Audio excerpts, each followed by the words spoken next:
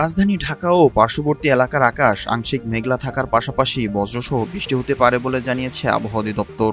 বুধবার ২৪ জুন সকাল ৭টা থেকে পরবর্তী ৬ ঘন্টার জন্য দেওয়া ঢাকা ও পার্শ্ববর্তী এলাকার আবহাওয়ার পূর্বাভাসে এই তথ্য জানানো হয়েছে। আবহাওয়া অফিসের বুলেটিন অনুযায়ী আজ ঢাকার আকাশ অস্থায়ীভাবে আংশিক মেঘলা থাকতে পারে।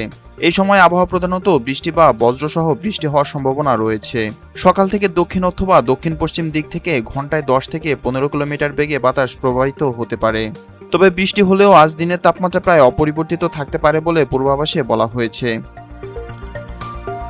আজ সকাল ৬টায় ঢাকার বায়ুর তাপমাত্রা রেকর্ড করা হয়েছে ২৮ ডিগ্রি সেলসিয়াস। বাতাসের আর্দ্রতা ছিল ৯০%। মঙ্গলবার ২৩ জুন ঢাকার সর্বোচ্চ তাপমাত্রা ছিল ৩৪.২ ডিগ্রি সেলসিয়াস। প্রতি সপ্তাহে সর্বোচ্চবার বিকাশ পেমেন্টে ৫০ জন হবেন পেমেন্ট চ্যাম্পিয়ন। জিতে নিন টিভি সহ আকর্ষণীয় সব প্রাইজ। আজ সর্বনিম্ন তাপমাত্রা রেকর্ড করা হয়েছে ২৭.৪ ডিগ্রি সেলসিয়াস। আবহাওয়া অধিদপ্তর আরও জানিয়েছে, গত ২৪ ঘন্টায় ঢাকায় সামান্য অর্থাৎ মাত্র ২ মিলিমিটার বৃষ্টিপাত রেকর্ড করা হয়েছে। আজ ঢাকায় সূর্যাস্ত হবে সন্ধ্যা ৬টা ৫০ মিনিটে এবং আগামীকাল বৃহস্পতিবার সূর্যোদয় হবে ভোর ৫টা ১২ মিনিটে।